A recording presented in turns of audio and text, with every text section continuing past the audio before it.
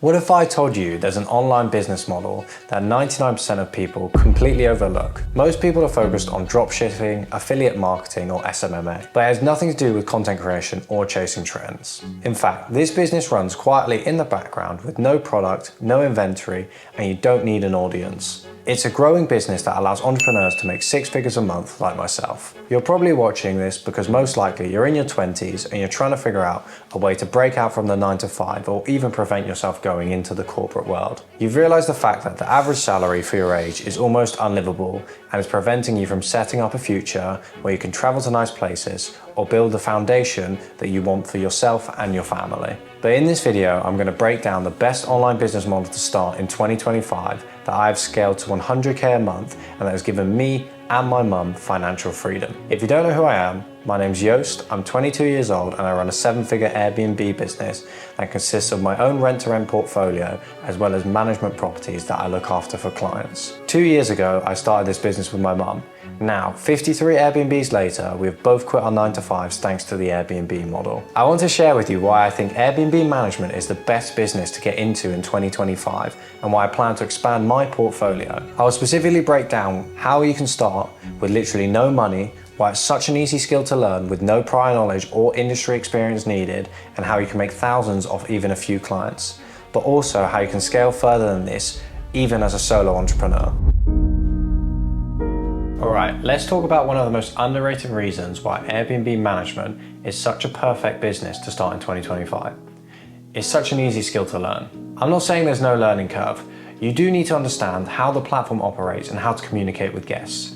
You do need to know how to maintain good relationships with property owners, but here's the truth. You don't need a degree and you don't need any prior experience in real estate to get started. So, how did I actually learn? It was simple. By taking action. Airbnb doesn't require any prior experience or industry knowledge to get in. It just requires you to learn from taking action. Over the last 2 years, I've called hundreds, if not thousands of landlords. By doing this, it's allowed me to build up the confidence to understand what I need to say to them in order to make connections to continue to progress. You see, confidence is not a skill you need to learn through a degree or be old and wise to understand. You need to just take action and repeat. This in itself is the experience. Most people fail to take action and therefore they're never going to gain the skill or the confidence they need. Therefore, they can't book viewings, can't progress, and can't get their first Airbnb. So I'm telling you straight up that it's literally just picking up the phone and learning what to say from landlords, in front of landlords, having conversations with landlords. So where do you need to learn? Literally, just to begin with, in your bedroom. You can start anywhere you want, as long as you have an internet connection, a phone, that's all you need. These relationships that you build over the phone can transfer into real life business, and that's how you start right from in your bedroom. If you're a blank canvas, you need to start somewhere. My best advice for anyone who's starting from scratch is that you need to give free value to as many people as possible. Every single business model is a people business. Customers purchase from people who they know, like, and trust. So your biggest asset is building your personal brand and building your relationships over time, as they will always come back to help you. Deals in business are not done and grown in a single day or a couple weeks, but it can take months, if not years, through consistent growth to build something massive.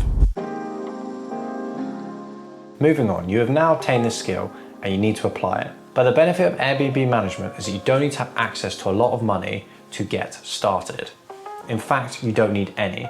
People believe that to get into property, you have to have loads of money. And while this is true if you're looking to buy property, you shouldn't be looking to buy property. You should be looking to create cash flow. What does no money down mean in the context of Airbnb management? Well, what you are doing is you are selling a skill or a service. This means that you do not have to upfront the cost of getting that Airbnb up and running. All the costs sit with the landlord. You, on the other hand, need to have the high income skill that you can sell, and this is Airbnb management. The concept of Airbnb management is that you take a property from a landlord, you help them manage it, put it on Airbnb, list it on Airbnb, and run all the back-end systems. This is cleaning, guest communications, pricing strategy, software, everything. For this, you take a 15% commission on average, higher or lower, of the revenue of that property. For example, if you have a property that generates £5,000 in a month, you're making £600 to £800 on one property. So this is how you take that skill, you sell it to a landlord and you don't have to put any money down because the landlord already owns the property and fronts the costs. The first no money down deal that we did was actually where we sourced, staged, and managed the property for a landlord. So we helped the landlord find a property that they wanted to run as an Airbnb. Then we staged the property. So we came in, did all the staging, put the furniture in, made it look really nice for an Airbnb property, and then we managed it on the back end for a fee. So we got paid 3 times along this process. We didn't have to put any money down. Now we actually have this property ourselves and manage it, and that makes us anywhere from £600 to £1,000 a month off Airbnb. Now, with any business model, there are still upfront costs. What do you actually need to pay up front? And this is the truth from someone who's not just selling you, oh, it's no money down, don't have to do a single pound. That's not true. There are certain things. You have to have softwares, but you only need to do these softwares when you actually get a property. But for setting up your business, you need to get some insurances. So business insurance, again, good to have, not necessarily essential. For property, you need to be registered to the PRS or some sort of scheme like this. Your business will need to be registered when it starts actively trading. And again, what's good for a management company is to have anti-money laundering, just again, to be safe on all your compliances and all these kind of things. You don't actually have to do this until you are operationally up and running and have started to get your first property. So once you start to make money, then you can outlay these costs. Until then, there are no real upfront costs until you've actually secured your first property. Besides setting up your business, your bank accounts, these kind of things. And these are the real costs that people don't tell you about when you start a business. Next, I'm going to explain to you how easy it is to make upwards of 5k profit with 5 clients. Here's a common misconception. People think that Airbnb management businesses only make money because they manage loads of properties for loads of clients, but that's just not true. There are loads of landlords who own multiple properties that don't want the hassle, and it's about picking the correct clients and properties for your business. For example, one house in London is worth 3 houses in Liverpool, which will mean you have 3 times less hassle and make 3 times more money. What's my personal experience with this? For example, right now, we are in the midst of securing a 4-bed flat in Finsbury Park. This flat would net around 5.3k a month for the landlord on Airbnb. But because we're managing it for them, we take a 15% management fee that makes our business around £800 a month alone without even owning the property. Now, let's dive further. There are ways to push this up even higher, where you could be making over 1k a month off one property you don't even own through upsells and extra commissions. But that's not something we're going to get into right now. But I have been teaching this with my one-to-one coaching clients. Now, imagine getting 10 of these properties. You'll be touching on 10k a month mark with commissions alone. I know because I did it and my mum did too. But how and when do you find these clients? There are platforms where you can contact landlords directly without having to go through any estate agents. These include OpenRent, Gumtree, SpareRoom, etc, etc. This is great, but everyone uses these platforms and it's already got to the point where I don't even bother looking there anymore. But where should you really look? Planning portals, council websites, networking meetings, etc. These are gold mines for thousands of properties and is such a valuable place to start as a beginner. These are the clients that you want to have and the properties you want to be managing. These are the recommendations I give to all my coaching clients and has helped them secure deals and give them thousands of pounds of income each month. So, how do you scale? Scaling is easy when it's done in the correct way. As spoken about before, this is a people business. So the way we scaled so quickly was through building relationships.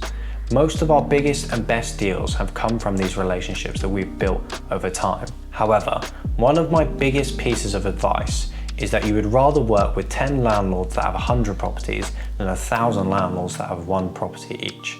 Now, obviously this is big numbers, but you get the idea. The less people to manage, the better. The best part is that the one that is easy to work with is the landlord that owns 10 properties. And he is out there, you just need to find them. When running an agency business, people think it's all about systems, automations, and tools. Yes, that's correct. But when the product you sell is based upon the service you provide, your biggest asset is actually your team.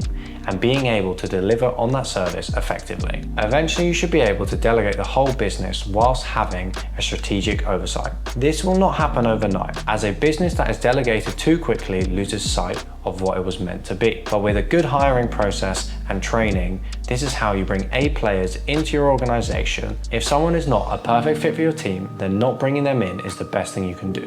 A bad hire is worse than no hire. So to conclude, it's low risk, high reward, scalable, and beginner friendly. But where would I start if I had to do it all over again? I would start by contacting landlords and building relationships, something that we cover fully in depth in all of our trainings. I made mistakes that cost me thousands, whether it was on OTA platforms, guest cancellations, not taking IDs, or simply not understanding how to maximize my listings and get more bookings. If I'd have known all these things from the start of my business, I would have gone from 0 to 20k a month profit in the first 12 months from all the mistakes and learnings I have now. Instead, I spent 6 months with my first property just trying to learn and understand the ropes. If that had all been put out in front of me, I would have done it so much faster. You don't know what you don't know, and doing it all on your own can be costly and can be a lonely show. If you would like to learn more about the Airbnb business model, make sure to watch this video here